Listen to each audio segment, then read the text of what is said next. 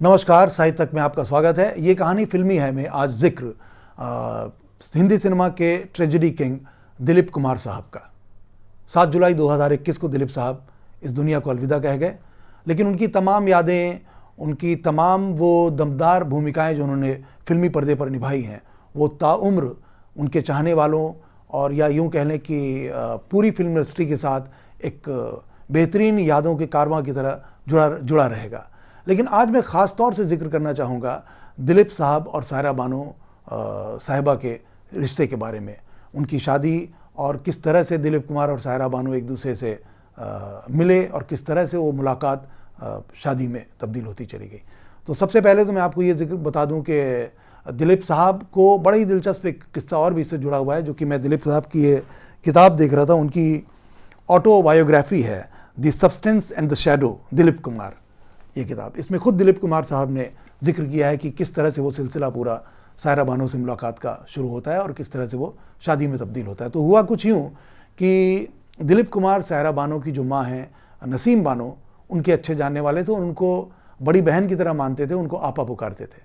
नसीम आपा कहते थे उनको। तो हुआ कुछ यूँ कि और उनसे बराबर उनको दिलीप साहब को पता चलता था कि सायरा बानो क्या कर रही हैं। तो पता ये चला कि सायरा बानो पढ़ने के लिए लंदन गई हुई थी और वहाँ पे किसी बहुत ही अच्छे कॉलेज में पढ़ाई कर रही थी। इस दौरान दिलीप साहब को ये भी पता चलता है कि सायरा बानो लगातार उनके बारे में भी पता करती रहती हैं कि दिलीप साहब की क्या पसंद है, दिलीप साहब को क्या नापसंद है। तो दिलीप साहब को बड़ा अजीब सा भी लगता था कि ये लड़की, मतलब उस ज़माने में बहुत कम उम्र थी उनकी, तो ये लड़की स्कूल या कॉलेज में लंदन में थी वो, तो ये लड़की मुझ में इतनी दिलचस्पी क्यों ले रही है। खैर, वक्त बीतता गया और फिर बाद में पता ये चला कि सायरा बानो फिल्मी दुनिया में कदम रखना चाह रही हैं। और जब नसीम बानो यानी सायरा बानो की माँ ने दिलीप साहब पे इस पर मशवरा किया क्या उनको काम करना चाहिए, तो दिलीप साहब ने फिल्मी दुनिया में सायरा बानो को आने से साफ साफ मना कर दिया और ये बात उन्होंने उनकी माँ से कही। लेकिन सायरा बानो ने बतौर अभिनेत्री फिल्मी दुनिया में काम करना शुरू कर दिया और काफ़ी कामयाबी भी हासिल की और उनका काफ़ी नाम हो गया। मगर इस बीच वो लगातार कोशिश करती रही कि दिलीप साहब के साथ वो फिल्मी पर्दे पर आएँ और उनके साथ कुछ रोल्स निभाएं, हीरोइन का रोल निभाएं रादर। तो दिलीप साहब इसके लिए कतई तैयार नहीं हुए और एक बार तो ऐसा भी हुआ कि दिलीप साहब के सामने वो पहुंची सायरा बानो और उन्होंने उनसे बोला कि आप मुझे क्यों नहीं अपने साथ फिल्मी पर्दे पर काम करने का मौका देते। तो दिलीप साहब ने अपने बालों पर हाथ फेरा और कहा क्या तुमको ये काले सफ़ेद बाल नज़र आ रहे हैं, तो मैं तुमसे बहुत बड़ा हूँ और मेरी तुम्हारी जोड़ी जो है वो पर्दे पर ठीक नहीं लगेगी। तो सायरा बानो ने हंसते हुए बोला कि आप इन सफ़ेद बालों में भी काफ़ी हैंडसम लग रहे हैं। तो दिलीप साहब ने बात हंस के टाल दी कि एक लड़की काफ़ी यंग ऐसी बात कर रही है अपनी शोखी में। खैर, तो हुआ यूँ कि वक्त गुजरता गया और दिलीप साहब लगातार कोई भी प्रोड्यूसर या डायरेक्टर उनसे बोले कि इसमें आप सायरा बानो को ले लें, तो वो मना करते रहे। और आलम ये हुआ कि जब सायरा बानो को ये तमाम खबर मिलने लगी तो सायरा बानो नाराज़ भी हो गई इनसे, और जब कभी दिलीप साहब सायरा बानो से की माँ से मिलने के लिए उनके घर पे आते या कहीं मिलते तो सायरा बानो उनसे बात तक नहीं करती थी, इतनी नाराज़गी थी। हुआ यूँ कि फिर 23 अगस्त 1966 में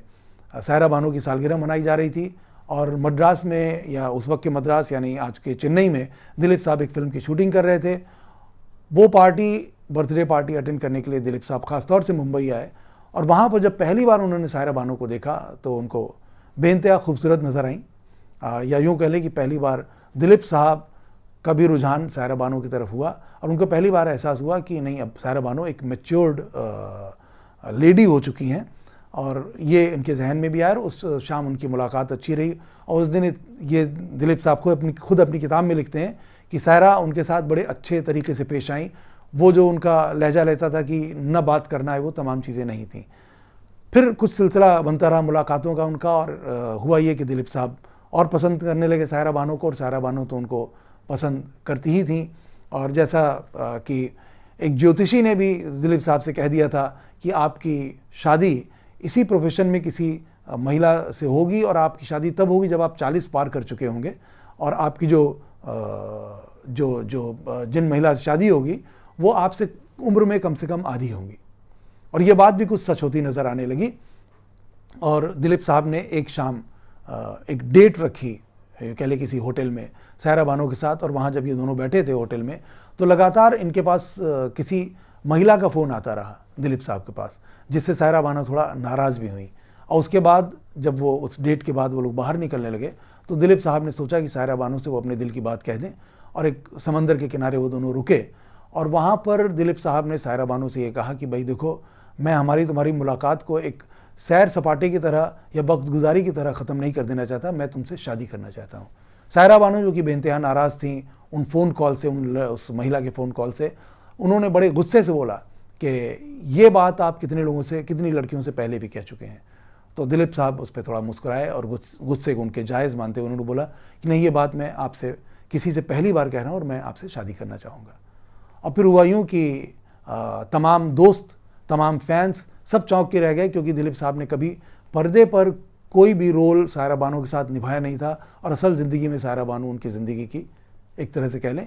हीरोइन बनने वाली थी, उनकी जीवन संगिनी बनने वाली थी। और 11 अक्टूबर को दोनों की इंगेजमेंट हुई, और इंगेजमेंट के बाद कहा जाता है, जैसा जिक्र है, कि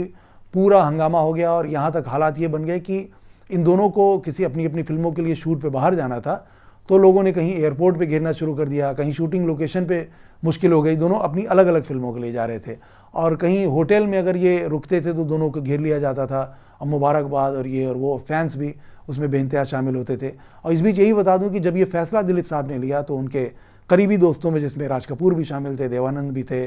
और प्राण साहब भी थे, तो ये तमाम लोग चौंक गए कि दिलीप साहब ने ये फैसला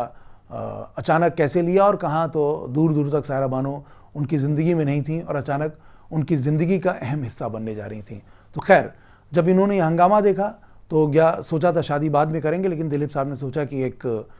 छोटा मोटा फंक्शन करके, और वो 11 अक्टूबर को, 2 अक्टूबर को इनकी इंगेजमेंट हुई थी और 11 अक्टूबर को इन्होंने फैसला ले लिया कि हम शादी कर लेते हैं। उसके बाद हालात ये हुए कि जब शादी तय हुई तो शादी में दिलीप साहब बाकायदा 500 लोगों का एक लोग गेस्ट इकट्ठा हुए, और दिलीप साहब के साथ कहा जाता है कि बड़ी स्टार स्टडेड बारात थी वो। पृथ्वीराज कपूर साहब जो कि मुग़ल आज़म में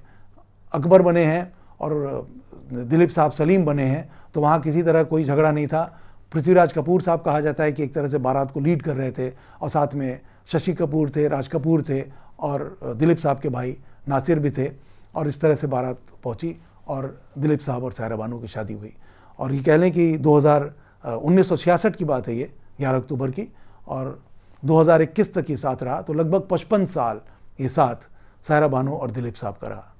आज दिलीप साहब नहीं हैं, उनकी पहली पुण्यतिथि है, तो मैं समझता हूँ कि सायरा बानो यकीनन दिलीप साहब के बगैर अकेले तो रह गई हैं, लेकिन बेशुमार बेइंतहा उनके पास यादें होंगी दिलीप साहब की, और बहुत से ऐसे लम्हे होंगे जो उनकी ज़िंदगी में अभी भी मिठास घोल रहे होंगे, जो दिलीप साहब के साथ उन्होंने गुजारे होंगे। मुझे उम्मीद है कहानी आपको पसंद आई होगी। इसी के साथ मैं इजाज़त देता हूँ, फिर किसी और कहानी के साथ हाजिर होऊंगा। नमस्कार।